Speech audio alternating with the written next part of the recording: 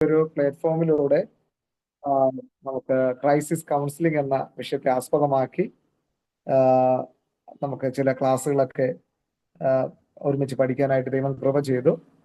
ഇന്ന് ആ ക്രൈസിസ് കൗൺസിലിംഗിന്റെ ആ ഒരു കോഴ്സ് നമ്മൾ ഇന്ന് വൈൻഡ് അപ്പ് ചെയ്യുകയാണല്ലോ. നമ്മൾ ഇത്രയായെങ്കിലും പഠിച്ച് ആ, ആ, ഇത് ഒരു വലിയൊരു വാസ്റ്റ് ആയിട്ടുള്ള സബ്ജക്റ്റ് ആണ്. എങ്കിലും പ്രധാനപ്പെട്ട കാര്യങ്ങൾ നമ്മളത് മനസ്സിലാക്കപ്പെടാനായിട്ടിടയായി. ഇന്ന് നമ്മൾ അതിന്റെ നമ്മൾ പഠിക്കാനായിട്ട് ഉദ്ദേശിക്കുന്നതിന്റെ അവസാന ടോപ്പിക്കായിട്ട് കൾച്ചറൽ സെൻസിറ്റീവ് അതിന്റെ അവയർനെസ് നമ്മൾ കഴിഞ്ഞ ക്ലാസ്സിന് അത് തുടങ്ങി വെച്ചു. ഈ ഒരു ഭാഗം പഠിച്ചിട്ട് ലാസ്റ്റ് നമ്മൾ കൗൺസിലിംഗ് അല്ലെങ്കിൽ crisis counselling in the Bible അതും നമ്മൾ പ്രധാനമായിട്ട് കുറച്ച് കാര്യം മനസ്സിലാക്കിയിട്ട് പ്രാർത്ഥിച്ച് വൈൻഡപ്പ് ചെയ്യാനാണ് ഞാൻ ഉദ്ദേശിക്കുന്നത്. ദൈവമായ കർത്താവ് നമ്മെ ധാരാളമായിട്ട് അനുഗ്രഹിക്കട്ടെ. ചെറിയ ഒരു ടൈമിങ്ങിൽ അല്പം ഒരു കൺഫ്യൂഷൻ വന്നിരുന്നെങ്കിലും നിങ്ങൾ ക്ഷമയോടുകൂടെ കാത്തിരുന്നതിന് നന്ദി അറിയിക്കുന്നു. ദൈവം ധാരാളമായിട്ട് ആശീർവദിക്കട്ടെ. Praise Lord. നമ്മൾ കഴിഞ്ഞ ക്ലാസ്സിന് പഠിച്ചു നിർത്തിയ ഭാഗം എന്ന് പറയുന്നത് കൾച്ചറൽ സെൻസിറ്റിവിറ്റി അതിന്റെ അവയർനെസ് എന്ന ടോപ്പിക്കാണ് നമ്മൾ പഠിച്ചത് അല്ലേ. അതിന്റെ ഡെഫിനേഷനൊക്കെ നമ്മൾ എഴുതിയെന്ന് തോന്നുന്നു. വ്യത്യസ്ത പശ്ചാത്തലങ്ങളിലെയും മതങ്ങളിലെയും ഭാഷകളിലെയും കുടുംബ രീതികളിലെയും ആളുകളെ അവരവരുടെ പശ്ചാത്തലത്തിൽ ബഹുമാനത്തോടെ സമീപിക്കേണ്ടത് എന്നുള്ള മാനസികതയും പ്രായോഗിക വശമാണ് ഈ കൾച്ചറൽ സെൻസിറ്റിവിറ്റി ആൻഡ് അവയർനെസ് എന്നതിലൂടെ ഉദ്ദേശിക്കുന്നത്. അതിന്റെ മലയാളം എന്ന് പറയുന്നത് സാംസ്കാരിക ലളിതതയും ബോധവൽക്കരണവും. സാംസ്കാരിക ലളിതതയും ബോധവൽക്കരണവും എന്നതാണ് cultural sensitivity and awareness. Okay, അത് കഴിഞ്ഞിട്ട് എന്താണ് സാംസ്കാരിക ബോധം എന്നുള്ളതും കൾച്ചറൽ സെൻസിറ്റിവിറ്റി എന്നുള്ളതും നമ്മൾ എഴുതി അല്ലേ. അത് പഠിച്ചായിരുന്നു. എന്താണ് കൾച്ചറൽ സെൻസിറ്റിവിറ്റി അല്ലെങ്കിൽ സാംസ്കാരിക ലളിതത എന്നത്? ഒരു വ്യക്തിയുടെ സംസ്കാരത്തെ അവഹേളിക്കാതെ അതിനെ ബഹുമാനത്തോടെ വിമർശന മനോഭാവമില്ലാതെ അംഗീകരിക്കുക എന്നുള്ളതാണ് സാംസ്കാരിക ലളിതത അല്ലെങ്കിൽ കൾച്ചറൽ സെൻസിറ്റിവിറ്റി എന്നതുകൊണ്ട് ഉദ്ദേശിക്കുന്നത്. അത് നമ്മൾ കഴിഞ്ഞ ക്ലാസ്സിന് എഴുതിയതാണെന്ന് തോന്നുന്നു. ആരെങ്കിലും എഴുതിയിട്ടില്ലെങ്കിൽ ഞാൻ ആ സെന്റൻസ് ഒന്നുകൂടെ വ്യക്തമാക്കാം. കൾച്ചറൽ സെൻസിറ്റിവിറ്റി എന്താണ്? കൾച്ചറൽ സെൻസിറ്റിവിറ്റി അല്ലെങ്കിൽ സാംസ്കാരിക ലളിതത. സാംസ്കാരിക ലളിതത എന്നതുകൊണ്ട് ഉദ്ദേശിക്കുന്നത് ഒരു വ്യക്തിയുടെ സംസ്കാരത്തെയും അവരുടേതായിട്ടുള്ള ആചാരാനുഷ്ഠാനങ്ങളെയും അവഹേളിക്കാതെ അതിനെ ബഹുമാനത്തോടെ അംഗീകരിക്കുകയും വിമർശനാത്മകമില്ലാതെ അതിനെ സ്വീകരിക്കുകയും ചെയ്യുന്ന രീതിയാണ്. അതായത് ചിലപ്പോൾ നമ്മളെല്ലാവരും മലയാളികളാണ്, അപ്പോൾ തന്നെ നിങ്ങൾ വ്യത്യസ്ത പശ്ചാത്തലത്തിൽ വർക്ക് ചെയ്യുന്നു, വിദേശങ്ങളിലും മറ്റ് സ്ഥലങ്ങളിലൊക്കെ അല്ലേ. അപ്പോൾ നമ്മൾ മറ്റുള്ളവരുമായിട്ട് ഇടപെടേണ്ടുന്ന സാഹചര്യങ്ങളുണ്ട്. അപ്പോൾ നമ്മുടെ സംസ്കാരവുമായിട്ട് ഒരിക്കലും ഒരു ബന്ധവുമില്ലാത്ത ആൾക്കാരോടൊക്കെ നമ്മൾ ഇടപഴകേണ്ടി വരും അല്ലേ. ഒരു ആരോഗ്യപരമായ ബന്ധം മുന്നോട്ട് നയിക്കണമെങ്കിൽ നമ്മൾ അവരെ ഒന്ന് അക്കോമഡേറ്റ് ചെയ്യാൻ അല്ലെങ്കിൽ അവരുടേതായ രീതിയിൽ അംഗീകരിക്കാനായിട്ട് നമ്മൾ പൂർണ്ണമായിട്ട് അതിൽ വിധേയപ്പെടുക എന്നുള്ളതല്ല ഉദ്ദേശിക്കുന്നത്. നമുക്ക് ആ ഒരു സമൂഹത്തിൽ നമുക്ക് നിലനിൽക്കണമെങ്കിൽ അവരുടേതായിട്ടുള്ള സംസ്കാര ആചാരങ്ങളൊക്കെ നമ്മൾ മനസ്സിലാക്കി പെരുമാറേണ്ടത് ആവശ്യമാണ് എന്നുള്ളതാണ് സാംസ്കാരിക ലളിതത എന്നതുകൊണ്ട് ഉദ്ദേശിക്കുന്നത്. അപ്പോൾ തന്നെ അതിന്റെ അവയർനെസ്, അല്ലെങ്കിൽ അവയർനെസ് സാംസ്കാരിക ബോധവൽക്കരണം എന്നത് ഉദ്ദേശിക്കുന്നത് മറ്റുള്ളവരുടെ സാംസ്കാരിക പശ്ചാത്തലങ്ങൾ തിരിച്ചറിയുകയും അതിന് ബഹുമാനം നൽകുകയും ചെയ്യുക എന്നുള്ളതാണ്. അപ്പൊ നമ്മെ സംബന്ധിച്ചിടത്തോളം നമ്മുടെ കൾച്ചറും നമുക്കത് പ്രധാനമാണ് അല്ലേ.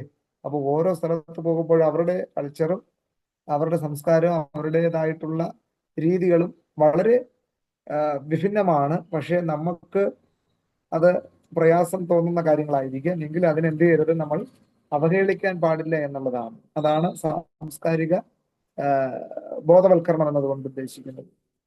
അപ്പോ ഞാൻ ആന്ധ്രാപ്രദേശിലാണ്.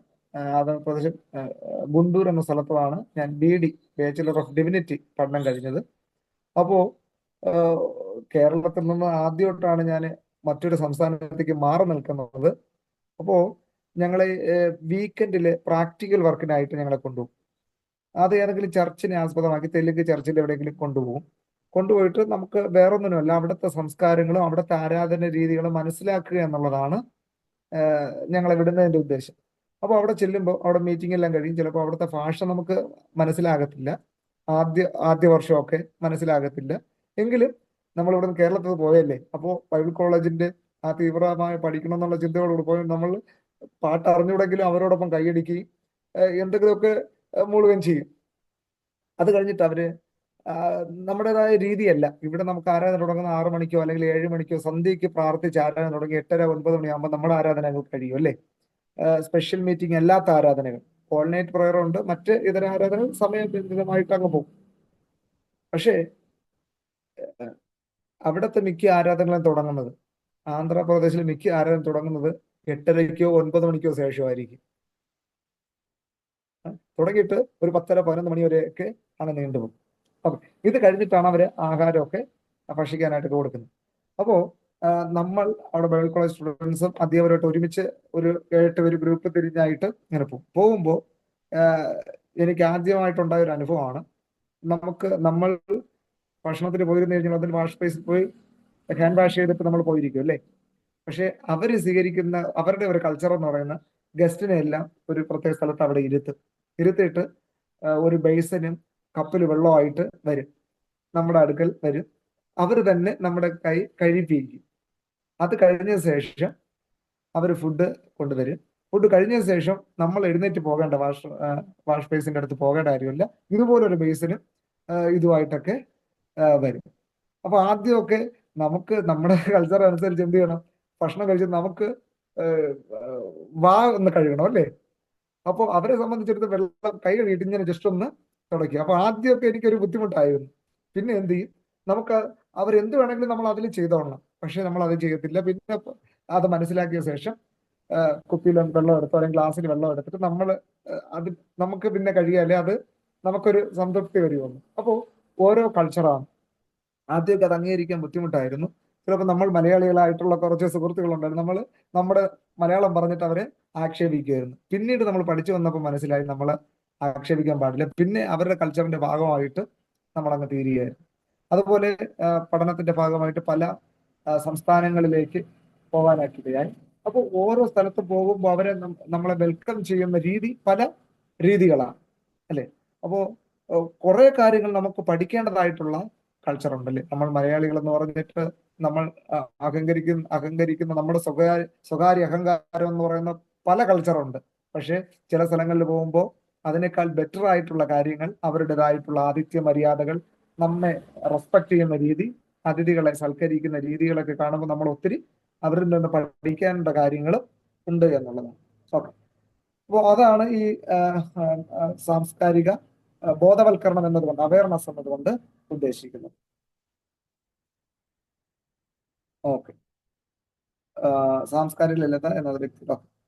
ഇനി ഇങ്ങനെയുള്ള കമ്മ്യൂണിറ്റിയിൽ നമ്മൾ വർക്ക് ചെയ്യുന്നതിന്റെ അല്ലെങ്കിൽ working with divorce population and communities, വൈവിധ്യമാർന്ന ജനസംഖ്യകളുമായി സമൂഹങ്ങളുമായി പ്രവർത്തിക്കുന്ന രീതി. വൈവിധ്യമാർന്ന ജനസമൂഹവുമായി പ്രവർത്തിക്കുന്നതിനുള്ള രീതി, ചില രീതികളുണ്ട്. അപ്പോ അതായത് നമ്മുടെ സ്വന്തമല്ലാത്ത ഭാഷക്കാരുടെ അടുക്കൽ, ഇപ്പോൾ ഞാന് നമ്മുടെ പഞ്ചാബിൽ മിഷണറി ആയിരിക്കുന്ന പാസ്റ്ററേയും അതുപോലെ തന്നെ ഗ്ലാഡ്സൺ പാസ്റ്റർ അല്ലേ, ജയമി സിസ്റ്റർ, ഓക്കെ, അവരെ ഞാൻ അഭിനന്ദിക്കുന്നു. ഓക്കെ, അപ്പോ ഓക്കെ, അവരെ ഞാൻ അഭിനന്ദിക്കുന്നു. പ്രത്യേകിച്ച് നമ്മുടേതായിട്ടല്ലാത്ത ഭാഷ, സംസ്കാരം അല്ലെ. ഇപ്പൊ അവരോട് ചോദിച്ചു കഴിഞ്ഞാൽ അറിയാം, ഇപ്പൊ ന്യൂലി പോയിട്ടേ ഉള്ളൂ, ചില മാസങ്ങളെ ആയിട്ടുള്ളൂ, എങ്കിലും കുറെ കാര്യങ്ങൾ അഡോപ്റ്റ് ചെയ്യുന്നുണ്ട് അല്ലേ. അഡോപ്റ്റ് ചെയ്യാൻ നമുക്ക് ഒരിക്കലും അവിടെ സുവിശേഷ പ്രവർത്തനം ചെയ്യാൻ കഴിയുകയില്ല. പൗലോസ് പറയുന്ന പോലെ അല്ലേ, ഞാൻ ജാതികളെ നേടുവാനായിട്ട് അവരുടേതായിട്ടുള്ള രീതി അഡോപ്റ്റ് ചെയ്യണം അല്ലെ നമുക്ക്. എങ്കിൽ മാത്രമേ നമുക്ക്, ചിലപ്പോ നമ്മളിവിടെ ഡൈനിങ് ടേബിളിൽ ഇരുന്ന് കഴിഞ്ഞാൽ ഓരോ കറിക്കും ഓരോ സ്പൂണാണ് അല്ലേ. നോർത്ത് ഇന്ത്യയിലൊക്കെ പോയി കഴിഞ്ഞാൽ, പ്രത്യേകിച്ച് ഗ്രാമങ്ങളിൽ പോയി കഴിഞ്ഞാൽ അവരുടെ സ്പൂൺ എന്ന് പറയുന്നത് കൈയാണ് അല്ലേ.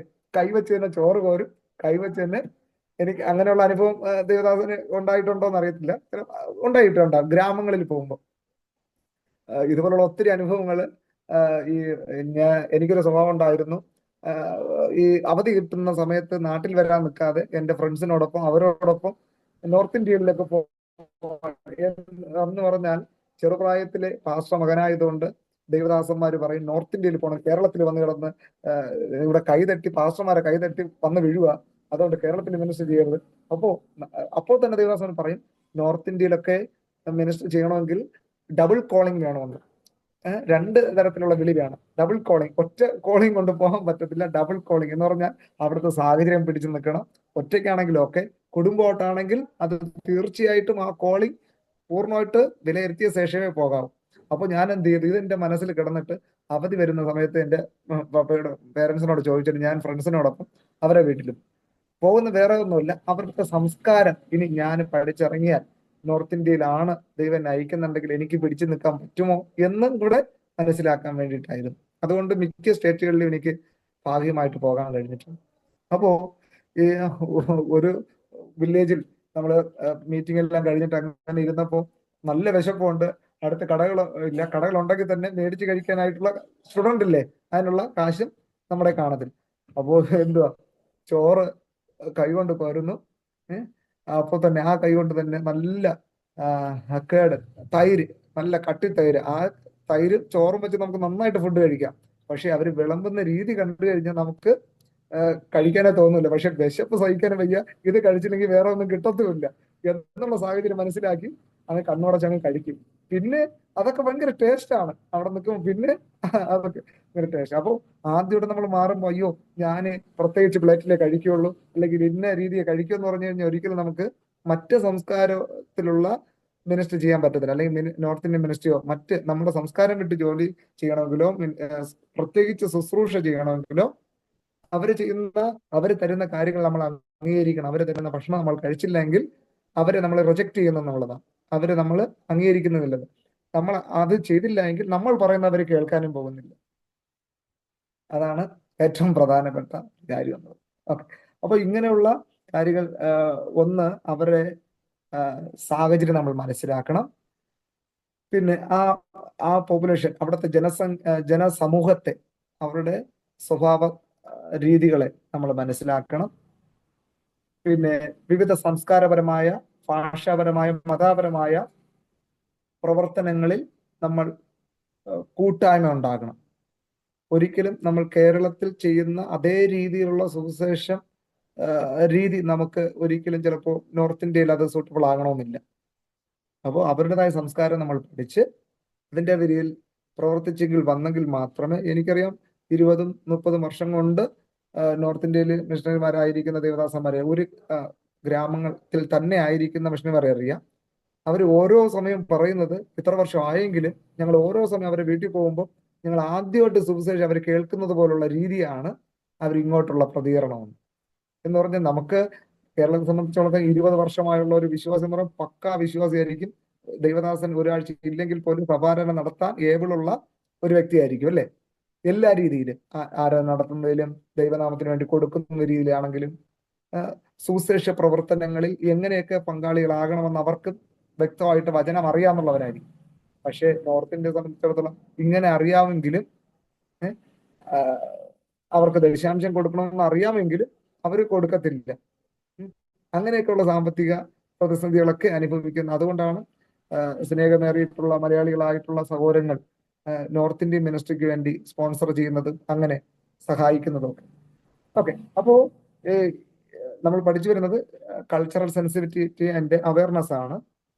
മറ്റ് വൈവിധ്യമാർന്ന ജനസമൂഹത്തോടും ജനസംഖ്യകളോട് ഇടപെടുമ്പോൾ ഇത്തരത്തിലുള്ള കാര്യങ്ങൾ നമ്മൾ മനസ്സിലാക്കിയിരിക്കണം. അല്ല എന്നുണ്ടെങ്കിൽ നമുക്ക് നല്ല ഉദ്ദേശത്തോടായിരിക്കും നമ്മൾ പോകുന്നത്, പക്ഷെ നമുക്കത് നമ്മുടെ ജീവിതത്തിൽ അത് പ്രതിസന്ധിയായിട്ട് തീരാനായിട്ട് സാധ്യതയുണ്ട്. അതൊരു ക്രൈസിസ് ആയിട്ട് നമ്മുടെ ശുശ്രൂഷയിലും നമ്മുടെ ജീവിതത്തിലും അത് ബാധിക്കാനായിട്ട് കാരണമാകുമെന്നുള്ളതാണ്. അപ്പോൾ ഇതിന് പ്രധാന ലക്ഷ്യങ്ങൾ എന്ന് പറയുന്നത്, ഇത് നമ്മൾ എഴുതിയൊന്നും അറിയത്തില്ല, സമത്വം ഉറപ്പാക്കൽ, അതെഴുതിയായിരുന്നു. സമത്വം ഉറപ്പാക്കൽ, എല്ലാ വ്യക്തികളെയും അവരവരുടെ പശ്ചാത്തലം അംഗീകരിച്ച് മികച്ച സേവനം നൽകുക എന്നുള്ളതാണ്. ഓക്കെ, എഴുതിയായിരുന്നു. സമത്വം. ഓക്കെ, സമത്വം ഉറപ്പാക്കൽ എന്നുള്ളത്. ഓക്കെ, രണ്ടാമത്തെ പോയിന്റ് നമ്മൾ എഴുതിയത്. അതിന് രണ്ടാമത്തെ പോയിന്റ് എന്തായിരുന്നു എഴുതിയത്? ആദരിക്കുക എന്നുള്ളതാണ്. ആ, ആദരിക്കുക ഓരോ എന്നുള്ളതാണ്. ആധാരം നൽകുക. ഓരോ വ്യക്തിയുടെയും സംസ്കാരത്തെയും ജീവിതശൈലിയെയും വിശ്വാസങ്ങളെയും എന്ത് ചെയ്യുക? മാനിക്കുക, ബഹുമാനിക്കുക, ആദരിക്കുക എന്നുള്ളതാണ്. മൂന്നാമത്തേത് കമ്മ്യൂണിറ്റി പങ്കാളിത്തം. ഓരോ സമൂഹത്തെയും സേവന പ്രവർത്തനങ്ങളിലും പങ്കാളികളാകുക എന്നുള്ളതാണ്. ഓക്കെ, അതുവരെയാണോ എഴുതിയത്? അതോ അടുത്ത പ്രവർത്തന രീതിയുണ്ട്? അവിടെ വരെ എഴുതിയുള്ളൂ. ഓക്കെ, അപ്പൊ അതുവരെയാണ് നമ്മൾ കഴിഞ്ഞ ക്ലാസ്സിന് പഠിപ്പിച്ചത്, മനസ്സിലാക്കിയത്. ഇനി ഈ ഇത്തരത്തിലുള്ള കമ്മ്യൂണിറ്റിയിൽ നമ്മൾ പ്രവർത്തിക്കുമ്പോൾ ചില പ്രവർത്തന രീതികളുണ്ട്. പ്രവർത്തന രീതി. ഒന്നാമത് സാംസ്കാരിക ബോധം, കൾച്ചറൽ അവയർനെസ്, സാംസ്കാരിക ബോധവൽക്കരണം. ഒന്നാമത്തെ മെത്തേഡ് അല്ലെങ്കിൽ ഒന്നാമത്തെ പ്രവർത്തന രീതി എന്ന് പറയുന്നത് കൾച്ചറൽ അവയർനെസ് ആണ്, സാംസ്കാരിക ബോധവൽക്കരണം. ഈ സാംസ്കാരിക ബോധവൽക്കരണം എന്ന് ഉദ്ദേശിക്കുന്നത് ഓരോ സമൂഹത്തിന്റെയും സംസ്കാരവും മൂല്യങ്ങളും മനസ്സിലാക്കുക എന്നുള്ളതാണ്. ഓരോ സമൂഹത്തിന്റെയും സംസ്കാരവും മൂല്യങ്ങളും മനസ്സിലാക്കുക എന്നത്. രണ്ടാമത് ഭാഷാപരമായ സഹായം.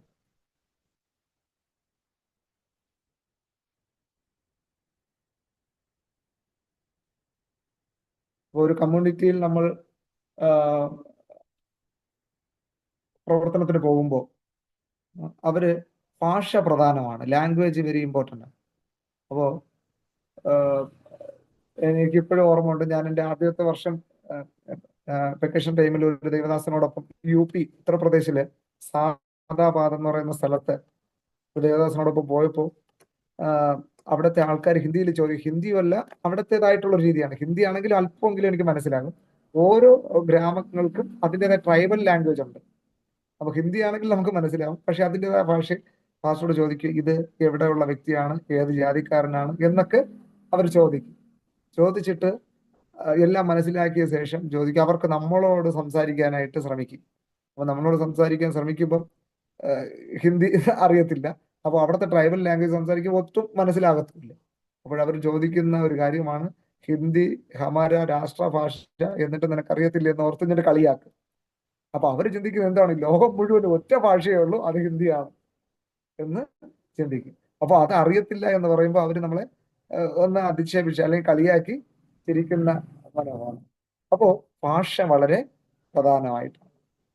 ഭാഷാപരമായ ആവശ്യമെങ്കിൽ പല അതിന് തക്കതായിട്ടുള്ള സ്പോക്കൺ ലാംഗ്വേജസ്, പിന്നെ അതിനു വേണ്ടിയിട്ടുള്ള സേവനം ഉപയോഗിക്കുക, ഭാഷ പഠിക്കാനായിട്ടുള്ള സേവനങ്ങൾ ഉപയോഗപ്പെടുത്തുക എന്നുള്ളതാണ്. അടുത്ത മൂന്നാമത്തെ പ്രവർത്തന രീതി എന്ന് പറയുന്നത് trauma informed method. Trauma informed method.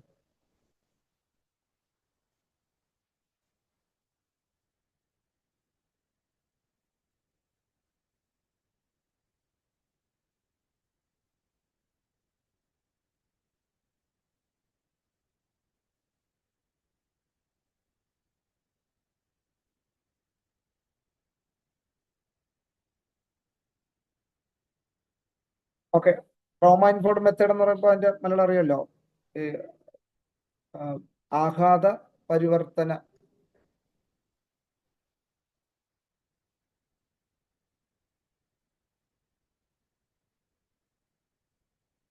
Method, ആഘാത പരിവർത്തന മെത്തേഡ്, ട്രോമ ഇൻഫോംഡ് രീതികൾ മെത്തേഡ്. ഇതില് വംശീയ വിഭജനം, ജാതി വ്യവസ്ഥ എന്നിവ മൂലം ക്ഷതമേറ്റവർക്കായും കരുണയ്ക്കായും മനസ്സുറ്റതും ഉള്ള സമീപന രീതികളാണ്. അപ്പോൾ ഈ സംസ്കാരത്തിൽ തന്നെ ഒറ്റപ്പെടലുകൾ അനുഭവിക്കുന്ന വ്യക്തികളുണ്ടാകും. അപ്പോൾ ഞാനിപ്പം പറഞ്ഞതുപോലെ ഭാഷ അറിഞ്ഞൂടാതെ വന്നപ്പോൾ അവര് ചിരിച്ചു, അവരുടെ ഭാഷയിൽ എന്തൊക്കെ പറഞ്ഞു അല്ലെ. അപ്പോ ഞാൻ അവിടെ ഒരു സ്ട്രേഞ്ചറായി, ഒറ്റപ്പെടൽ അനുഭവപ്പെടുന്നത് പോലെ ഫീലിംഗ് ഉണ്ടായി. അപ്പോൾ അത് ചിലപ്പോൾ ക്രൈസിസ്. ഓക്കെ, ഞാനിവിടെ വന്നത് സുവിശേഷ നിമിത്തമാണല്ലോ, എന്നിട്ട് ഇവരെന്നെ കളിയാക്കുന്നു അല്ലെങ്കിൽ ഭാഷയെ വിഭിന്നമാക്കി ഇനി കേരളത്തിൽ നിന്നാണ് വന്നെന്ന് പറഞ്ഞപ്പോ അങ്ങനെ ഒരു അത് ഇവിടെ ഏത് രാജ്യം എന്നാണ് അവർ ചോദിക്കുന്നത്. ഇന്ത്യയിലുള്ള ഒരു സംസ്ഥാനം എന്ന് പോലും അവർക്ക് അറിയത്തില്ല. അപ്പോൾ ഞാൻ എത്രമാത്രം ചിരിക്കണം അല്ലേ? ഏഹ് അപ്പോൾ അങ്ങനെയാണ് ആ രീതി എന്ന് പറയുന്നത്. അപ്പോൾ അങ്ങനെയുള്ളവരെ എന്തോ ഈ ഗ്രാമങ്ങളിലൊക്കെ പോകുമ്പോൾ ജാതി വ്യവസ്ഥ ഒത്തിരി നിലകൊള്ളും അല്ലേ? ആദ്യമായിട്ട് പോകുന്നതാണ്. എന്നെ കൊണ്ടുപോയി ദേവദാസനോട് പോലും ചോദിച്ചു ഈ വ്യക്തി ആരാണ്, എങ്ങനെ ഏത് കുടുംബത്തിലുള്ളതാണെന്നൊക്കെ ചോദിച്ചു. അവർക്ക് അത്രയും വിദ്യാഭ്യാസം ഇല്ലെങ്കിലോ മറ്റു സാഹചര്യങ്ങൾ ഇല്ലെങ്കിലോ ഇതൊക്കെയാണ് ആദ്യം അവർക്ക് അറിയേണ്ടത്. പിന്നെ നയങ്ങൾ, നാലാമത്തത് ഇൻക്ലൂസീവ്.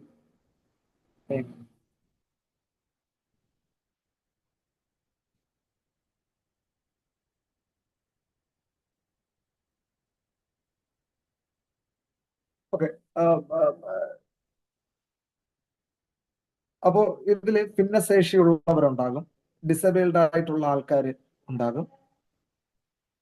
ഓരോ സംസ്കാരങ്ങളിലും അവര് വിഭിന്നമായിട്ടുള്ള പ്രതിസന്ധികൾ അനുഭവിക്കും. ഉദാഹരണം നോക്കുകയാണെങ്കിൽ ആദിവാസി സമൂഹങ്ങൾക്ക് ആരോഗ്യ സേവനങ്ങൾ, അപ്പോൾ അവർക്ക് നമ്മൾ ആരോഗ്യ സേവനങ്ങൾ അല്ലെങ്കിൽ ആരോഗ്യപരമായിട്ടുള്ള കാര്യങ്ങളുടെ സേവനങ്ങൾ അവർക്ക് നടപ്പാക്കേണ്ടതായിട്ടുണ്ട്. ഭിന്നശേഷിയുള്ള കുട്ടികൾക്ക് ഉൾക്കൊള്ളുന്ന വിദ്യാഭ്യാസം നൽകുക, പ്രവാസി തൊഴിലാളികൾക്ക് അവരുടേതായ അവരുടെ ഭാഷയിലായി മനസ്സിലാകുന്ന മാനസികാരോഗ്യ സേവനങ്ങൾ ഒരുക്കുക എന്നുള്ളതാണ്. അപ്പൊ ഇത്തരത്തിലുള്ള പ്രതിസന്ധി അനുഭവിക്കുന്ന വ്യക്തികളെ കൗൺസിലിംഗ് ചെയ്യാനായിട്ട് കൗൺസിലർക്ക് വേണ്ടുന്ന യോഗ്യത എന്ന് പറയുന്നത്, ഒന്ന് സാംസ്കാരിക പ്രാവീണ്യമാണ്, കൾച്ചറൽ കോമ്പിറ്റൻസ്.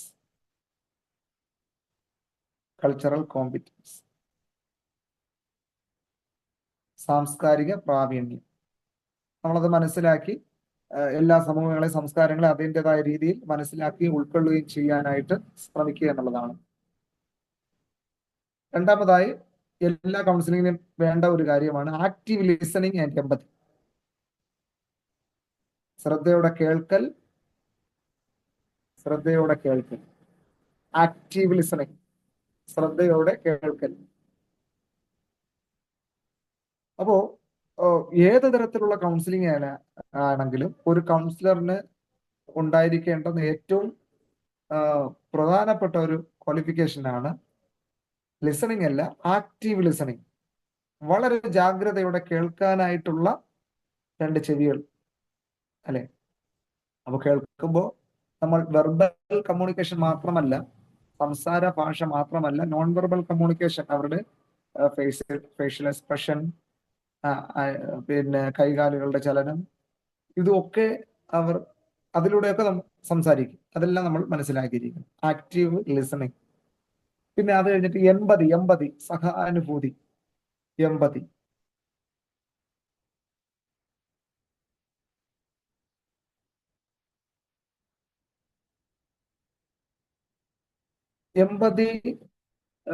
എന്ന് പറയുന്നത് കൗൺസിലർക്ക് വേണ്ടുന്ന മറ്റൊരു ക്വാളിഫിക്കേഷനാണ് എമ്പതി എന്ന് പറയുന്നത്. സഹാനുഭൂതി എന്ന് പറഞ്ഞാൽ ജീസസ് മൂവ്ഡ് വിത്ത് കമ്പാഷൻ. ദൈവം മനസ്സലിവുള്ളവനായി ആയിരുന്നു അല്ലെ ജനങ്ങളുടെ മധ്യേ. അപ്പോ മനസ്സലിവ് മാത്രമല്ല, അവൻ ജനത്തെ ചിന്നിയവരും ചിതറിയായി കണ്ടിട്ട്, ഇടയനില്ലാത്ത ആടുകളെ പോലെ കണ്ടിട്ട് കർത്താവ് അങ്ങനെ വിട്ടേച്ചു പോയില്ല. അവരെ അണച്ചു, അവർക്ക് വേണ്ടുന്ന പരിപാലനം കൊടുത്തു. അപ്പോൾ തന്നെ 3 ദിവസമായി കർത്താവിന്റെ പ്രഭാഷണം കേട്ടുകൊണ്ടിരുന്ന ജനത്തെ കണ്ടിട്ട് കർത്താവിന് കമ്പാഷൻ തോന്നി, മനസ്സലിവ് തോന്നി. മനസ്സലിവ് തോന്നുകയല്ല, എമ്പതിയാണ് അവിടെ ഉണ്ടായത്. എന്ന് പറഞ്ഞാൽ മനസ്സലിവ് തോന്നിയ ശേഷം അവരിങ്ങനെ വിട്ടാൽ പോകത്തില്ല. ആത്മീയമായ ഭക്ഷണം കഴിച്ചു, അവർക്ക് ഭൗതിക ഭക്ഷണം നൽകണമെന്ന് കർത്താവ് ചിന്തിച്ചിട്ട് കർത്താവ് ശിഷ്യന്മാരോട് ചോദിക്കുകയാണല്ലേ, നിങ്ങളുടെ പക്കൽ എന്തുണ്ട്? അപ്പോ കർത്താവിന് അവിടെ പോംവഴി ദൈവം ഒരുക്കുകയാണ്. അവർക്കെല്ലാം ഭക്ഷണം കൊടുത്ത് പന്തിയായി ഇരുത്തി അവർക്കെല്ലാം ഭക്ഷണം കൊടുത്തിട്ട് ബാക്കിയും ബാലൻസ് അവിടെ ശേഷിപ്പിച്ചല്ലേ. അതാണ് എമ്പതി എന്ന് പറയുന്നത്. മറ്റുള്ളവരുടെ വേദന കണ്ടിട്ട് നിങ്ങൾക്ക് ഇത്രയും വേദന ഉണ്ടല്ലേ എന്ന് പറയുന്നതല്ല, ആ വേദന, പ്രയാസം, ആ അവസ്ഥ എന്റെ ജീവിതത്തിലാണ് ഉണ്ടായിരുന്നു എങ്കിൽ എന്റെ മനോഭാവം എന്തായിരിക്കും എന്നത്. Entering into the framework of others, അതാണ് empathy. Entering into the framework of others, entering the shoes of others. നമുക്ക് മറ്റൊരാളുടെ ചെരുപ്പ് നമുക്ക് ഒരിക്കലും പാകമാവുകയില്ല, പക്ഷെ എങ്കിലും നമ്മൾ അതിന് അവരുടെ വേദന നമ്മുടെ വേദനയായിട്ട് നമ്മൾ ട്രാൻസ്ഫറിങ് ഫീലിംഗ് എന്ന് പറയും, എമ്പതി. എങ്കിൽ മാത്രമേ നമുക്ക് അവരെ അതേ രീതിയിൽ നമുക്ക് ഹെൽപ്പ് ചെയ്യാനായിട്ട് സഹായിക്കാനായിട്ട് പറ്റുള്ളൂ. അടുത്ത് വീണ്ടും അവയർനെസ് ആണ് ഒരു കൗൺസിലർക്ക് വേണ്ടിയത്. ഇങ്ങനെയുള്ള കാര്യങ്ങൾ നടക്കുമ്പോൾ എന്തൊക്കെ കാര്യങ്ങൾ സംഭവിക്കാം എന്നുള്ളതിനെ കുറിച്ചുള്ള വ്യക്തമായിട്ടുള്ള ഒരു ബോധവും അറിവും ആ വ്യക്തി.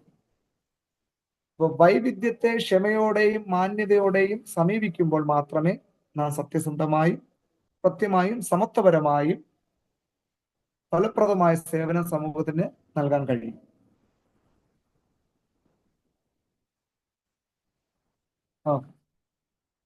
അപ്പൊ ഇത്രയും കാര്യങ്ങളാണ് ആ ടോപ്പിക്കിൽ നമുക്ക് മനസ്സിലാക്കിയിട്ട് ഉണ്ടായിരുന്നത്. ഒരു കൗൺസിലർക്ക് വേണ്ടത്: 1, കൾച്ചറൽ കോമ്പിറ്റൻസ്, സാംസ്കാരിക പ്രാവീണ്യം. 2, ആക്റ്റീവ് ലിസണിങ്, ശ്രദ്ധയോടെ കേൾക്കൽ. 3, എമ്പതി, സഹാനുഭൂതി. 4, അവയർനെസ്, എല്ലാ കാര്യങ്ങളെ കുറിച്ചുള്ള ഒരു ബോധം. അപ്പോൾ വൈവിധ്യത്തെ ക്ഷമയോടെയും മാന്യതയോടെയും സമീപിക്കുമ്പോൾ മാത്രമേ നാം സത്യമായും സമത്വപരമായും ഫലപ്രദവുമായ സേവനം സമൂഹത്തിന് നൽകാനായിട്ട് കഴിയും. ഇനി അടുത്ത് നമ്മൾ മനസ്സിലാക്കാനായിട്ട് പോകുന്നത് crisis counselling in the Bible. Crisis counselling in the Bible. പ്രതിസന്ധി ഉപബോധനം വേദപുസ്തക അടിസ്ഥാനത്തിൽ നമ്മൾ മനസ്സിലാക്കുമ്പോൾ, അതാണ് നമുക്ക് ഏറ്റവും പ്രധാനമായിട്ട് മനസ്സിലാക്കേണ്ടത്. വിശുദ്ധ വേദപുസ്തകം പഠിക്കുമ്പോൾ പ്രതിസന്ധി അനുഭവിച്ച ഒത്തിരി പേരുണ്ട്, അല്ലേ? നമ്മൾ ഉൽപ്പത്തി പുസ്തകം മുതൽ പഠിക്കുമ്പോൾ നമുക്ക് കാണാനായിട്ട് കഴിയുന്നു.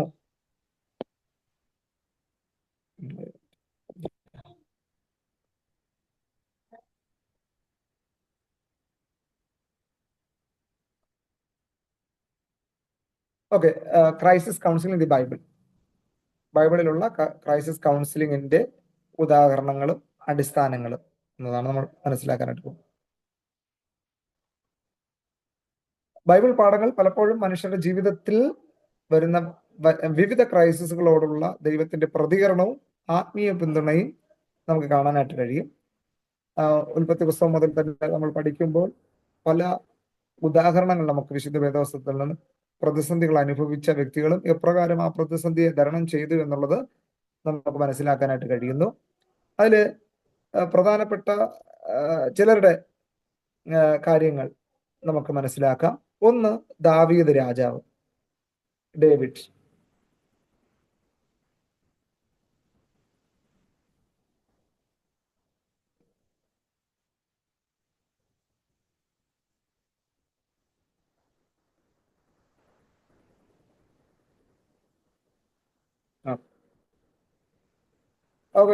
നമുക്ക് ഉദാഹരണത്തിന് 23-ാമത്തെ സങ്കീർത്തനം തന്നെ എടുക്കാം, അല്ലെ? അവിടെ ദാവീദ് രാജാവായിരിക്കെ ആ രാജാവിന്റെ ഇടയനായിട്ട് ദൈവത്തെ കാണുകയാണ്. അതിൽ 1-ാമത്തെ വാക്യം തന്നെ പറയുന്നു, യഹോവ എൻ്റെ ഇടയനാകുന്നു. അടുത്ത ഭാഗം പറയുന്നു, എനിക്കൊന്നിനും മുട്ടുണ്ടാകുകയില്ല. അപ്പോൾ ദാവീദിന്റെ ജീവിതത്തിൽ പലയിടങ്ങളിലും ഭയങ്കരമായ അപകടങ്ങളും പ്രതിസന്ധികളും നേരിടുമ്പോൾ ദൈവത്തെ തന്റെ ആശ്വാസകനായിട്ട് അല്ലെങ്കിൽ ആശ്വാസകനായിരിക്കുമെന്നുള്ള വിശ്വാസം, ആ ഒരു വിശ്വാസം നമുക്കവിടെ കാണാനായിട്ട് കഴിയുന്നു. അപ്പോൾ ദൈവത്തെ തന്റെ ഏറ്റവും കരുത്തുറ്റനായ ഒരു ഇടയനായിട്ട് ചിത്രീകരിക്കുകയാണ്. അപ്പോൾ ആ ഉദാഹരണം ദാവീദ് എന്ന് എഴുതിയാൽ മതി. നമുക്ക് സങ്കീർത്തനം 23 എഴുതാം റഫറൻസിന്.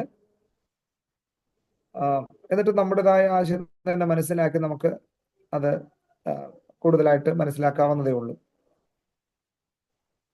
അപ്പോൾ ദാവീദിന്റെ പൂർണ്ണ ആശ്രയം ദൈവത്തിലായിരുന്നു. 2, ദൈവത്തിൽ ആയിരുന്നു പൂർണ്ണ പ്രത്യാശ. പിന്നെ ദൈവത്തിലായിരുന്നു തന്റെ സന്തോഷം പൂർണ്ണമായും. അപ്പോൾ എന്നിവ തന്റെ പ്രതിസന്ധികൾ നേരിടുന്നവർക്ക്, തനിക്ക് മാത്രമല്ല, ഈ കാര്യങ്ങൾ നമ്മൾ സങ്കീർത്തനങ്ങൾ വായിക്കുമ്പോൾ നമ്മുടെ ജീവിതത്തിന് പ്രതിസന്ധികൾ അതിജീവിക്കുവാനായിട്ടുള്ള ഒരു മാതൃകയായിട്ട് നമുക്ക് മനസ്സിലാക്കാനായിട്ട് കഴിയും, അല്ലെ? ദൈവം നമ്മുടെ സങ്കേതത്തിലും കഷ്ടങ്ങളിൽ ഏറ്റവും അടുത്ത തുണയാകും, അല്ലെ? അപ്പോ താൻ പറയുന്നു, ആശ്രയിക്കുന്നു, വിശ്വസിക്കുന്നു, അത് ജീവിതത്തിൽ എന്ത് ചെയ്യുന്നു? പ്രാവർത്തികമാക്കുന്ന കാര്യമായിട്ടാണ്, അല്ലെ? അപ്പോൾ ദേവദാസന്മാര് പ്രസംഗിക്കുമ്പോൾ പറയുന്ന കാര്യങ്ങളാണ്, അല്ലെ? അപ്പോൾ നമ്മൾ ക്രൈസിസ് കൗൺസിലിംഗുമായിട്ട് ബന്ധപ്പെടുമ്പോൾ തന്റെ ജീവിതത്തിൽ വന്ന ക്രൈസിസ് ആണ്, പ്രതിസന്ധിയാണ്. ആ പ്രതിസന്ധിയിൽ പൂർണ്ണമായിട്ട് ദൈവത്തിൽ എന്ത് ചെയ്യുന്നു? ആശ്രയിക്കുന്നു. എന്നിട്ട് മറ്റുള്ളവർക്ക് ആഹ്വാനം കൊടുക്കുകയാണ്. 125:1 യഹോവയിൽ ആശ്രയിക്കുന്നവർ കുലുങ്ങാതെ എന്നേക്കും നിൽക്കുന്ന സിയോൻ പർവ്വതം പോലെയാണ്. താൻ ആശ്രയം ദൈവത്തിൽ കണ്ടെത്തുക മാത്രമല്ല, അത് മറ്റുള്ളവർക്ക് പ്രോത്സാഹനമായിട്ട് പറയുകയും ചെയ്യുക, അല്ലെ?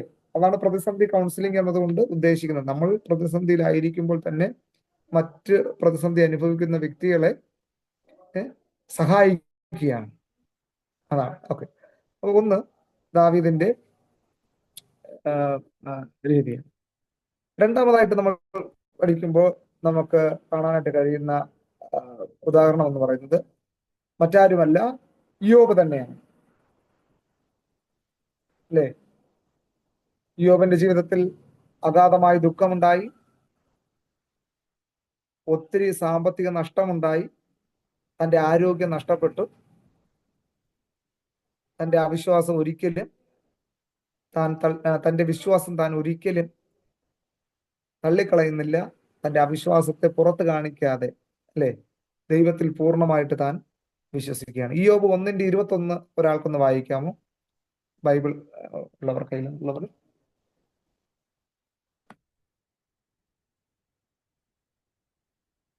ഇയ്യോബിന്റെ പുസ്തകം 1:1 വാക്യം വായിക്കാമോ?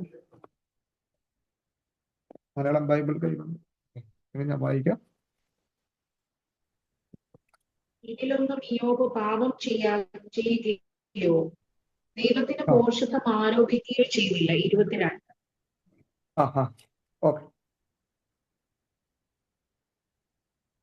ഓക്കെ. അപ്പൊ അവിടെ 22 വാക്യമാണ്, അല്ലേ? ഇതിലൊന്നിലും ഇയ്യോബ് പാപം ചെയ്യുകയോ ദൈവത്തിന് പോഷത്വം ആരോപിക്കുകയോ ചെയ്തില്ല. ഓക്കെ. എന്നിട്ട് അവിടെ ആദ്യത്തിൽ തന്നെ നമുക്ക് കാണാനായിട്ട് കഴിയുന്നു, യഹോവ തന്നു, യഹോവ എടുത്തു, അവന്റെ നാമം വാഴ്ത്തപ്പെടുമാറാകട്ടെ, അല്ലെ? അപ്പോ തന്റെ അവിടെ വായിക്കുന്നു, തനിക്ക് വന്ന പ്രതിസന്ധി എന്ന് പറയുന്നത് ഒരു മനുഷ്യന് ഒരിക്കലും മാനുഷ്യമായിട്ട് താങ്ങാൻ കഴിയാത്തൊരു പ്രതിസന്ധിയാണ്, അല്ലെ? തന്റെ ദൈവം തന്നെ കുറിച്ച് സാക്ഷ്യം പറയുകയാണ്, അവനെ പോലെ നിഷ്കളങ്കനും യഹോഭക്തനും ദോഷം വിട്ടകലുന്നവനും ആയ വ്യക്തി ഭൂമിയിൽ ആരുമില്ല എന്ന് പറയുന്നു, അല്ലെ? അപ്പോ സാക്ഷാൽ ദൈവവുമായിട്ട് കൂടുതൽ ബന്ധപ്പെട്ടിരുന്ന ആ വ്യക്തിക്ക് തന്നെ അത്രയും പ്രതിസന്ധി വന്നു എന്നുള്ളതാണ്. അപ്പോൾ നമ്മൾ കർത്താവിനോട് ഏറ്റവും കൂടുതൽ അടുക്കും തോറും നമുക്ക് പ്രതിസന്ധികളും ഉണ്ടാകാം. പ്രതിസന്ധികളെ അതിനെ തരണം ചെയ്യുവാനായിട്ടുള്ള ദൈവകൃപയും ദൈവജനത്തിലൂടെ ദൈവം നമുക്ക് നൽകാനായിട്ട് ഇടയാകും എന്നുള്ളതിന്റെ ഉത്തമമായിട്ടുള്ള ഒരു തെളിവും ഉദാഹരണമാണ് നമുക്ക് ഇവിടെ വായിക്കുമ്പോൾ കാണാനായിട്ട് കഴിയുന്നത്. അപ്പോൾ തന്റെ 10 മക്കൾ ഒരു സുപ്രഭാതത്തിൽ മരിക്കുന്നു, തന്റെ 11,000 മൃഗങ്ങൾ ചത്തൊടുങ്ങുന്നു, തന്റെ കൃഷി നശിച്ചു പോകുന്നു, സമ്പത്തുമെല്ലാം പോയി. അവസാനം തന്റെ ശരീരം വ്രണങ്ങൾ കൊണ്ട് നിറയുന്നു. തന്റെ ജീവിത സന്തത സഹചരിയായിട്ട്, ജീവിത പങ്കാളിയായിട്ട് കൊടുത്ത തന്റെ ഭാര്യ പോലും തന്നെ കുറ്റപ്പെടുത്തുന്നു, അല്ലേ? എന്താ പറഞ്ഞത്? നീ ഇനിയും നിന്റെ ഭക്തി മുറുകെ പിടിച്ചിരിക്കുകയാണോ? നീ ത്യജിച്ച് പറഞ്ഞ് നിനക്ക് മരിച്ചുകൂടെയോ? അപ്പോ ഇയ്യോബ് തന്റെ ചിന്ത കൊണ്ട് പോലും പാപം ചെയ്തില്ല. ഞാൻ പറയുകയാണ്, നീ ഒരു പൊട്ടി സംസാരിക്കുന്നത് പോലെ എന്നോട് സംസാരിക്കരുത്. അതിന്റെ മൂലഭാഷ പഠിക്കുമ്പോൾ ഒരു ഭ്രാന്തി പറയുന്നത് പോലെ നീ എന്നോട് പറയരുത് എന്ന് പറഞ്ഞ വിഭ്രമം നഷ്ടപ്പെട്ട മനോരോഗി സംസാരിക്കുന്നത് പോലെ എന്നോട് എന്ത് ചെയ്യരുത്, പറയരുത്. സമനിലനിട്ട് വ്യക്തിയാണ് ഇങ്ങനെയൊക്കെ സംസാരിക്കുന്നത്, ബോധമുള്ള വ്യക്തിയൊന്നും സംസാരിക്കുകയില്ല എന്നുള്ള അർത്ഥമാണ്. മരിച്ചുപോയി. എന്നിട്ടും ഇയ്യോബ് ആ പ്രതിസന്ധിയിൽ പിടിച്ചു നിന്നു അല്ലെ. പക്ഷെ പിടിച്ചു നിന്നുകൊണ്ട് എന്ത് ചെയ്തു? തന്റെ സങ്കടം നോക്കാൻ വന്ന തന്റെ സ്നേഹിതർ പോലും ആ സങ്കടത്തിന്റെ തീവ്രത കണ്ട് 3 ദിവസം അവിടെ അനങ്ങാതിരുന്നു എന്നുള്ളതാണ് അല്ലെ. അപ്പോ അതിൻ്റെതായിട്ടുള്ള വേദന എത്രമാത്രം ആണെന്നുള്ളത് നമുക്ക് ചിന്തിക്കുന്നതിനപ്പുറമാണ്. അപ്പോ അവിടെ മനസ്സിലാക്കുന്ന ഒരു കാര്യം എന്ന് പറയുന്നത്, അതിനെയും അതിജീവിക്കുവാനായിട്ടുള്ള അതിനും ഒരു പരിഹാരം ദൈവം ഒരുക്കിയിരുന്നു എന്നുള്ളതാണ് അല്ലെ. തന്റെ മൃഗസമ്പത്ത് ഇരട്ടിയായിട്ട് ദൈവം നൽകി. തന്റെ എന്തുവാ സമ്പാദ്യമെല്ലാം നഷ്ടപ്പെട്ടിരുന്ന ഇരട്ടിയായിട്ട് ദൈവം നൽകി. 10 മക്കളെ കൂടെ ദൈവം ദാനമായിട്ട് നൽകി അല്ലെ. അപ്പോ ഇതിൽ നമുക്കൊരു ആത്മീയ അർത്ഥം മനസ്സിലാക്കാനായിട്ടുള്ള കാര്യം എന്ന് പറയുന്നത്, ദൈവനാമത്തിന് വേണ്ടി അല്ലെങ്കിൽ ദൈവികമായിട്ടുള്ള കാര്യങ്ങൾക്ക് വേണ്ടി നമ്മൾ നഷ്ടം സഹിച്ചാലും ദൈവം അതും ഇരട്ടിയായിട്ട് തിരിച്ചു തരും എന്നുള്ളതാണ്. അപ്പോൾ തന്നെ ആ നഷ്ടങ്ങളെ സഹിക്കാനായിട്ടുള്ള ഒരു കരുത്തും ശക്തിയും ദൈവം നമുക്ക് നൽകും എന്നുള്ളതാണ് ഇതിലൂടെ നമുക്ക് മനസ്സിലാക്കാനായിട്ടുള്ളത്. അടുത്തതായിട്ട് അപ്പോൾ ഇയ്യോബിനെ പഴയ നിയമം നമ്മൾ പഠിക്കുമ്പോൾ ഇയ്യോബ് ഒത്തിരി പ്രതിസന്ധിയിലൂടെ കടന്നുപോയ ഒരു വ്യക്തിയാണ്. ഇനി ധാരാളം വ്യക്തികൾ പഴയ നിയമത്തിൽ നമുക്ക് പഠിക്കുമ്പോൾ കാണാനായിട്ട് കഴിയുന്നു. ഇനി അടുത്ത് നമുക്ക് പുതിയ നിയമത്തിലേക്ക് കടന്നു വരാം. യേശുവിന്റെ ഉപദേശമാണ് അല്ലേ. യേശു കർത്താവിന്റെ ഉപദേശമാണ്. മത്തായി എഴുതിയ സുവിശേഷം 6-ാം അധ്യായം അതിന്റെ 25-ാമത്തെ വാക്യം ഒന്ന് വായിക്കാമോ?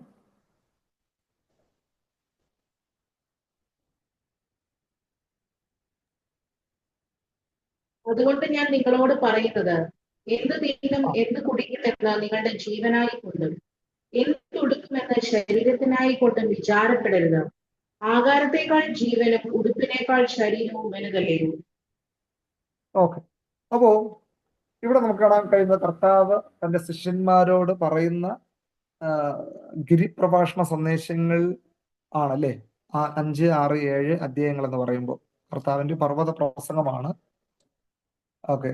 അപ്പൊ അവിടെ പറയുന്നതാണ്, ആകയാൽ അതുകൊണ്ട് ഞാൻ നിങ്ങളോട് പറയുന്നത്, എന്ത് തിന്നും എന്ത് കുടിക്കുമെന്ന് നിങ്ങളുടെ ജീവനായി കൊണ്ടും എന്ത് ഉടുക്കുമെന്ന് ശരീരത്തിനായി കൊണ്ടും വിചാരപ്പെടരുത്. ആഹാരത്തെക്കാൾ ജീവനും ഉടുപ്പിനേക്കാൾ ശരീരവും വലുതല്ലേ എന്ന് പറഞ്ഞാൽ, ദൈവം നമ്മെ സൃഷ്ടിച്ചിട്ടുണ്ടെങ്കിൽ, ദൈവം നമ്മെ ഭൂമിയിലാക്കിയിട്ടുണ്ടെങ്കിൽ നമുക്ക് ആവശ്യമായിട്ടുള്ള നന്മകൾ അനുഗ്രഹങ്ങൾ തരാനായിട്ട് ദൈവം ബാധ്യസ്ഥനാണ്. 6-ാം അധ്യായം അതിന്റെ 8-ാമത്തെ വാക്യം വായിക്കുമ്പോൾ അവിടെ കാണാൻ, അവരോട് തുല്യരാകരുത്, നിങ്ങൾക്ക് ആവശ്യമുള്ളത് ഇന്ന് നിന്ന് നിങ്ങൾ യാചിക്കും മുമ്പേ നിങ്ങളുടെ പിതാവ് അറിയുന്നു. അപ്പോ ഇവിടെ നമുക്ക് ഒത്തിരി ഒരു വലിയ നല്ലൊരു പ്രസംഗമൊക്കെ കാണുന്നു. നമ്മൾ പലപ്പോഴും പ്രസംഗിച്ചിട്ടുള്ളതായിരിക്കാം, ജനത്തെ പഠിപ്പിക്കുന്നതായിരിക്കാം. അല്ലാത്തവർക്കാണെങ്കിലും ഇത് നല്ല മെസ്സേജ് ഡെവലപ്പ് ചെയ്യാൻ പറ്റുന്ന ഭാഗങ്ങളാണ്. പ്രതിസന്ധി ഒരു മനുഷ്യന്റെ ജീവിതത്തിൽ വരുമ്പോൾ, ഫിനാൻഷ്യൽ ക്രൈസിസ് വരുമ്പോൾ, ആകുല ചിന്തകൾ, നാളെക്കുറിച്ചുള്ള ചിന്തകൾ വരുമ്പോൾ എങ്ങനെ അതിജീവിക്കണമെന്നുള്ള മാർഗനിർദ്ദേശങ്ങളാണ് ഇവിടെ നമുക്ക് കാണാനായിട്ട് കഴിയുന്നത്. വിചാരപ്പെടുന്നതിൽ തന്റെ നീളത്തോട് 1 മുഴം കൂട്ടുവാൻ നിങ്ങളിൽ ആർക്ക് കഴിയും? ഓക്കെ. അപ്പോ പൗലോസ് അപ്പോസ്തലൻ പറയുന്നത് എന്താണ്? ഫിലിപ്പിയർ 4:6, ഒന്നിനെ കുറിച്ചും വിചാരപ്പെടരുത്. പിന്നെ എന്ത് ചെയ്യണം? എല്ലാറ്റിനും പ്രാർത്ഥനയാലും അപേക്ഷയാലും നിങ്ങളുടെ ആവശ്യങ്ങളെ സ്തോത്രത്തോടെ ദൈവത്തോട് അറിയിക്കണം എന്നുള്ളതാണ്. അപ്പോൾ നാളെ കുറിച്ചുള്ള ചിന്തകൾ അല്ലെങ്കിൽ എന്തായി തീരും എന്നുള്ള വിഷമതകളാണ് പലപ്പോഴും മനുഷ്യനെ പ്രതിസന്ധിയിലേക്ക് ആഴ്ത്തുന്നത് അല്ലെ. ഇതെല്ലാം ദൈവം കരുതിക്കൊള്ളും, ദൈവം അറിയാതെ ഒന്നും നമ്മുടെ ജീവിതത്തിൽ സംഭവിക്കില്ല എന്നുള്ള വിശ്വാസം നമുക്ക് ഉണ്ടായിരിക്കുമ്പോൾ തന്നെ ഓരോ അവസ്ഥ സ്വന്തം ജീവിതത്തിലേക്ക് വരുമ്പോൾ, അയ്യോ ഇതിനെങ്ങനെ എനിക്ക് അതിജീവിക്കാനായിട്ട് കഴിയും എന്നുള്ള ആശങ്കകൾ മനുഷ്യന്റെ ജീവിതത്തിൽ വരും. അത് സ്വാഭാവികമാണ്. അത് നമ്മൾ ആത്മീയതയിൽ കുറവുള്ളത് കൊണ്ടോ വിശ്വാസത്തിന്റെ കുറവ് ഉള്ളത് കൊണ്ടല്ല, മനുഷ്യനായതുകൊണ്ട് മാനുഷികമായിട്ട് നമ്മൾ ചിന്തിച്ചു പോകുന്ന ഒരു കാര്യമാണ്. പക്ഷെ അത് പ്രതിസന്ധി ആകാതിരിക്കാനായിട്ട് നമ്മൾ എന്ത് ചെയ്യണം? ദൈവിക വചനങ്ങൾ വായിക്കുകയും ധ്യാനിക്കുകയും കർത്താവിന്റെ പഠിപ്പീരുകളൊക്കെ നമ്മൾ മനസ്സിലാക്കുകയും ചെയ്യേണ്ടതാണ്. ഈ 6-ാം അധ്യായം, പ്രത്യേകിച്ച് ഗിരിപ്രഭാഷണ സന്ദേശം 5, 6, 7 അധ്യായങ്ങൾ മത്തായി എഴുതിയ സുവിശേഷം നമ്മൾ വായിക്കുമ്പോൾ നമുക്ക് ധാർമ്മികമായിട്ടുള്ള ഒത്തിരി മൂല്യങ്ങൾ, അറിവുകൾ നമുക്ക് ഒത്തിരി പ്രദാനം ചെയ്യുന്ന വേദഭാഗങ്ങളാണ്. നമ്മൾ എങ്ങനെ പ്രാർത്ഥിക്കണമെന്നും എങ്ങനെ ഉപവസിക്കണമെന്നും എങ്ങനെ ജീവിതത്തെ നിയന്ത്രിക്കണമെന്നും ഒക്കെ നമുക്ക് മനസ്സിലാക്കി തരുന്ന വേദഭാഗങ്ങളാണ്. അപ്പോ കർത്താവ് യേശുക്രിസ്തുവാണ് നമുക്ക് റോൾ മോഡൽ. അപ്പോ 6:34 നാം വായിക്കുമ്പോൾ, അതുകൊണ്ട് നാളേക്കായി വിചാരപ്പെടുന്നത് നാളത്തെ ദിവസം തനിക്കായി വിചാരപ്പെടുമല്ലോ, അതാത് ദിവസത്തിന് അന്നത്തെ ദോഷം മതി എന്നുള്ളതാണ്. സങ്കീർത്തന പറയുന്നത് യഹോവ നിനക്ക് ഉപകാരം ചെയ്തിരിക്കുന്നത്, എന്മനമേ നീ വീണ്ടും സ്വസ്ഥമായിരിക്കുക, യഹോവ നിനക്ക് ഉപകാരം ചെയ്തിരിക്കുന്നു എന്നുള്ളത്. അപ്പോൾ ഈ പ്രതിസന്ധികളെ അതിജീവിക്കണമെങ്കിൽ വിശുദ്ധ വേദപുസ്തകം നമ്മൾ വായിക്കുകയും ധ്യാനിക്കുകയും ഈ ഭാഗങ്ങൾ, പ്രത്യേകിച്ച് കർത്താവിന്റെ ഗിരിപ്രഭാഷണ സന്ദേശങ്ങൾ നമ്മൾ വായിക്കുകയും ചെയ്യുമ്പോൾ പ്രതിസന്ധികളെ അതിജീവിക്കുവാനായിട്ടുള്ള കൃപ ദൈവം വരും. ഇനി അപ്പോസ്തലനായ പൗലോസിന്റെ ലേഖനങ്ങളിൽ നമ്മൾ നോക്കുമ്പോൾ 2 കൊരിന്ത്യർ 1-ാം 3-4 വാക്യങ്ങൾ വായിക്കാമോ? 2 കൊരിന്ത്യർ. ഒത്തിരി ഉദാഹരണം നിങ്ങൾക്ക് ഇതിൽ ആഡ് ചെയ്യാം. ഞാൻ പ്രധാനപ്പെട്ട കാര്യങ്ങൾ മാത്രമാണ് പങ്കുവയ്ക്കാനായിട്ട് ആഗ്രഹിക്കുന്നത്. അപ്പോസ്തലനായ നമുക്കറിയാം, വിശുദ്ധ വേദപുസ്തകത്തിൽ പുതിയ നിയമത്തിൽ 27 പുസ്തകങ്ങളുണ്ട് അല്ലേ? അതിൽ 21 ലേഖനങ്ങളുമാണ്. 21 ലേഖനങ്ങളുമാണ്. അതിൽ 14ഓളം ലേഖനങ്ങൾ അപ്പോസ്തലനായ പൗലോസിനാൽ എഴുതപ്പെട്ടതാണ്. അതുകൊണ്ട് തന്നെ അപ്പോസ്തലനായ പൗലോസിന്റെ ലേഖനങ്ങൾ വളരെ പ്രാധാന്യമുള്ളതാണ്. അപ്പോസ്തലനായ പൗലോസിന്റെ ലേഖനങ്ങളിൽ നമുക്ക് എന്താണ് ക്രൈസിസ് കൗൺസിലിങ്ങിനെ കുറിച്ച് അല്ലെങ്കിൽ പ്രതിസന്ധി ഉപബോധനെ കുറിച്ച് മനസ്സിലാക്കുന്നത്? 2 കൊരിന്ത്യർ 1-ാം 3-4 വാക്യങ്ങളാണ്. ഒന്ന് വായിക്കാമോ? മനസ്സലിവുള്ള പിതാവും സർവ്വ ആശ്വാസവും നൽകുന്ന ദൈവവുമായി നമ്മുടെ കർത്താവായ യേശുക്രിസ്തുവിന്റെ പിതാവായ ദൈവം വാഴ്ത്തപ്പെട്ടവൻ. ദൈവം ഞങ്ങളെ ആശ്വസിപ്പിക്കുന്ന ആശ്വാസം കൊണ്ട് ഞങ്ങൾ യാതൊരു കഷ്ടത്തിലും ഉള്ളവരെ ആശ്വസിപ്പിക്കുവാൻ ശക്തരാകേണ്ടതിന് ഞങ്ങൾക്കുള്ള കഷ്ടത്തിലൊക്കെയും അവൻ ഞങ്ങളെ ആശ്വസിപ്പിക്കുന്നു. കണ്ടോ?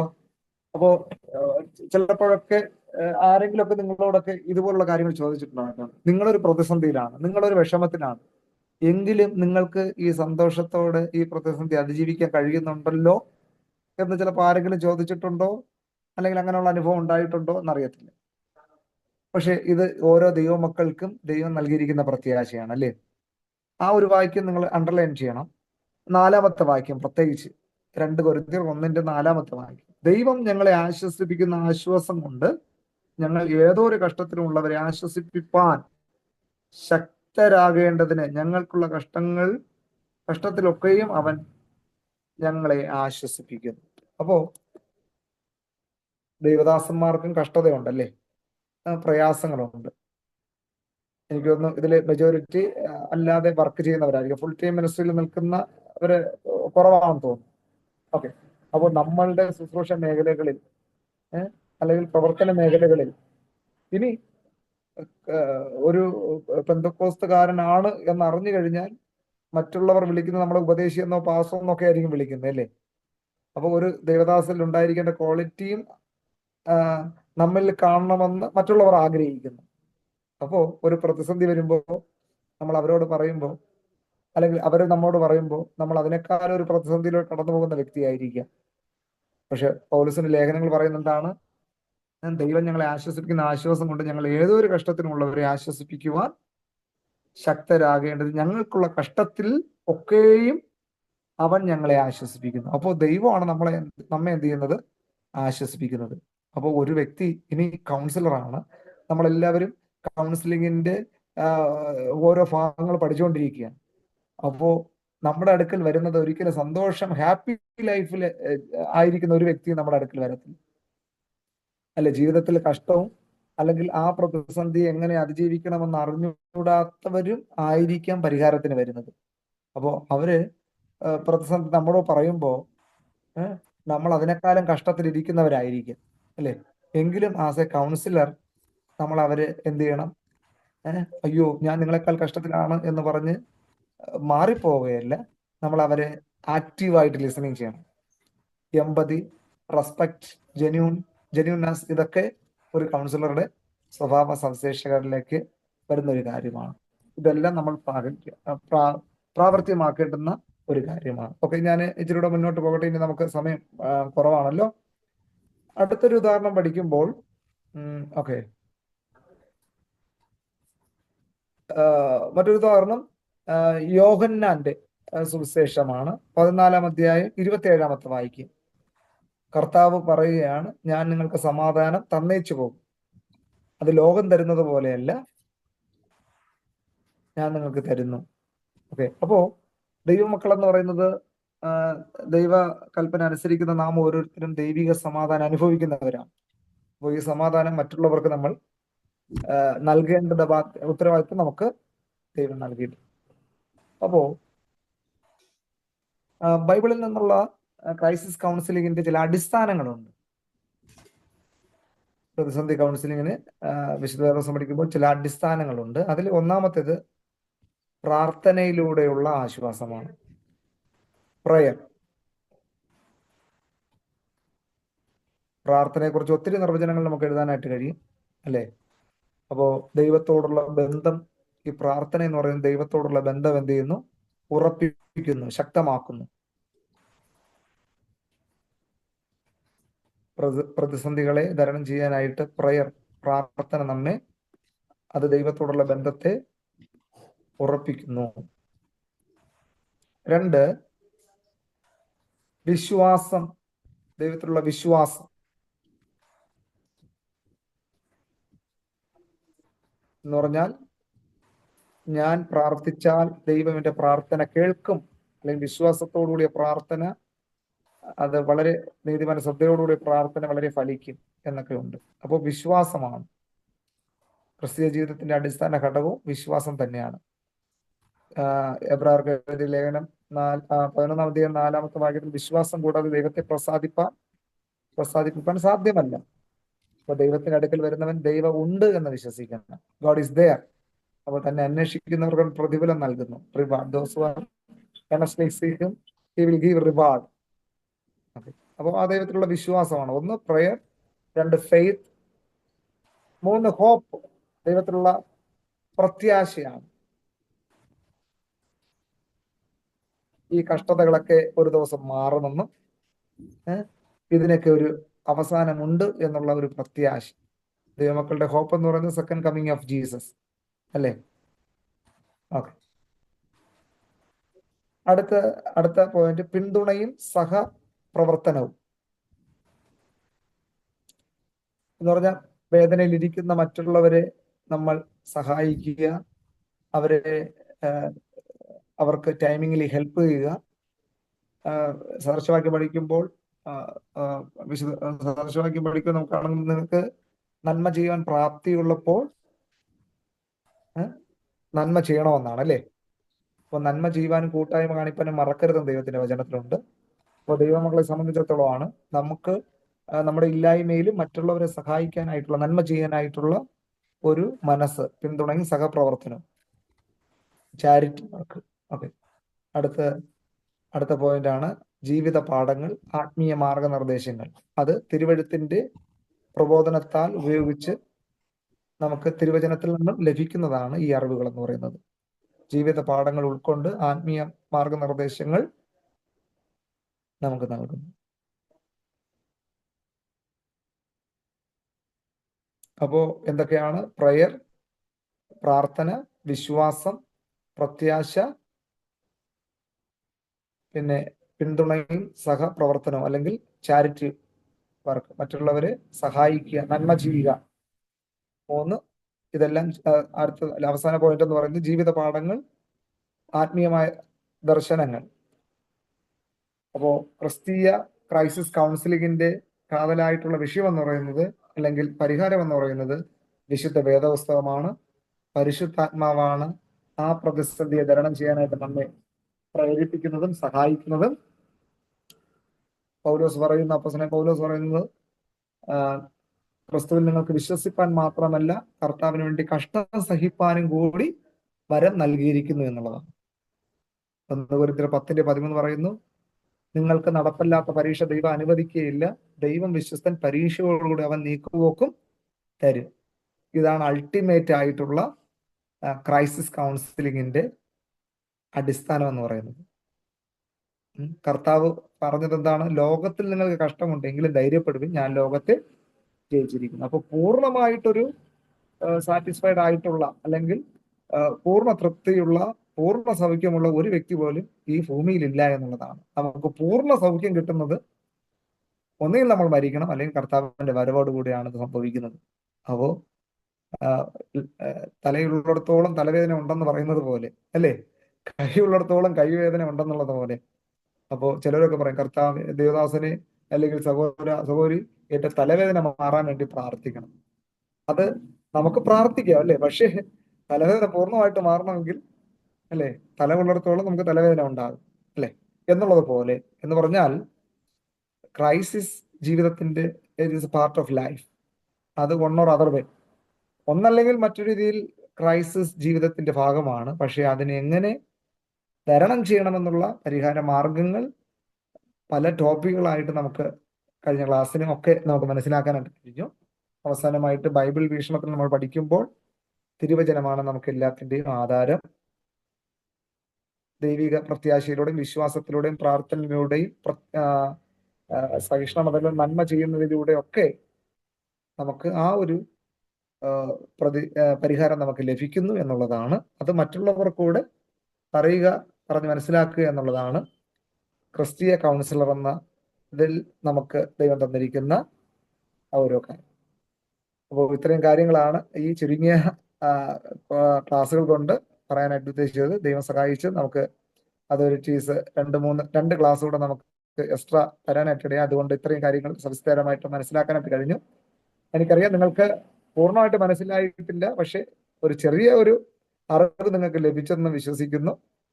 ദൈവം ധാരാളമായിട്ട് അനുഗ്രഹിക്കട്ടെ. വിശേഷാൽ ഇപ്രകാരം ഒരു ക്ലാസ് എടുക്കാനായിട്ട് അതിന് അവസരം നൽകിയ ഗീഗോൺ തിയോളജിക്കൽ സെമിനാരിയിലെ എല്ലാ ഭാരവാഹികൾക്കും, പ്രത്യേകിച്ച് director sir doctor MV. Simon sir, മറ്റ് രജിസ്ട്രാർ, എനിക്ക് ആദ്യം അവരെ അറിയത്തില്ല എങ്കിലും പ്രിയ സാറന്മാരെ ദൈവം അനുഗ്രഹിക്കട്ടെ. ദൈവം അനുവദിക്കുകയാണെങ്കിൽ നമുക്ക് വീണ്ടും മറ്റൊരു കോഴ്സുമായിട്ടൊക്കെ നമുക്ക് ഒരുമിച്ച് കടന്നു വരാം.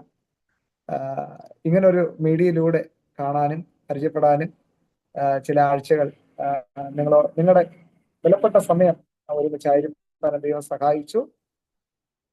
ഓക്കെ, നിങ്ങൾക്കത് പ്രയോജനമായെന്ന് വിശ്വസിക്കുന്നു. നിങ്ങൾക്ക് എല്ലാവരുടെ അഭിപ്രായം കേൾക്കണമെന്ന് ആഗ്രഹമുണ്ട്, പക്ഷെ അതിനുള്ള സമയമില്ലല്ലോ. ആർക്കെങ്കിലും എന്തെങ്കിലും പറയാനുണ്ടെങ്കിൽ പറയാം. ക്ലാസിന്റെ അഭിപ്രായത്തെ കുറിച്ചൊരു ഫീഡ്ബാക്ക് നിങ്ങൾക്ക് പറയാം. എനിക്ക് വന്ന ആരും പ്ലാൻ അല്ലായതുകൊണ്ട് ചിലപ്പോൾ പറയത്തില്ലായിരിക്കും. No problem. എന്തെങ്കിലും പറയാനുണ്ടെങ്കിൽ പറയാം. എനിക്ക് തോന്നുന്നു ഓഫീസിൽ ആരെങ്കിലും ഉണ്ടോ, ഇതിൽ കയറിയിട്ടുണ്ടോ എന്ന് അറിയത്തില്ല. അല്ലെന്നുണ്ടെങ്കിൽ നമുക്ക് പ്രാർത്ഥിച്ച് നമ്മുടെ ക്ലാസ് വൈൻഡ് അപ്പ് ചെയ്യാം. എനിക്ക് തോന്നുന്നു അടുത്ത ചൊവ്വാഴ്ച മുതൽ ഫാമിലി കൗൺസിലിംഗ് ആയിരിക്കും. ഓക്കെ, അത് നല്ലൊരു ഫാസ്റ്റ് ആയിട്ടുള്ള സബ്ജക്റ്റ് ആണ്.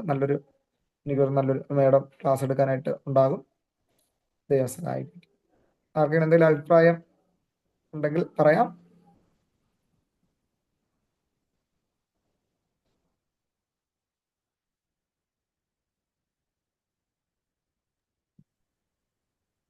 ഓക്കെ, മറ്റേതെങ്കിലും നിർദ്ദേശങ്ങൾ ഉണ്ടെങ്കിൽ ഓഫീസിൽ നിന്ന് നിങ്ങളുടെ ഗ്രൂപ്പ് വഴിയായിട്ട് അറിയിക്കുന്നതായിരിക്കും. ഓക്കെ, സുരേഷ് കൃഷ്ണപ്രത്യൻ എന്തെങ്കിലും മൈക്ക് ഓൺ ചെയ്യണം. നോട്ട്സ് കിട്ടുമോ പാസ്റ്ററെ? ഇന്നത്തെയും കൂടെ നോട്ട്സ് ഉൾപ്പെടുത്തി തരാൻ വേണ്ടിയിട്ടായിരുന്നു ഞാൻ അയക്കാതിരുന്നത്.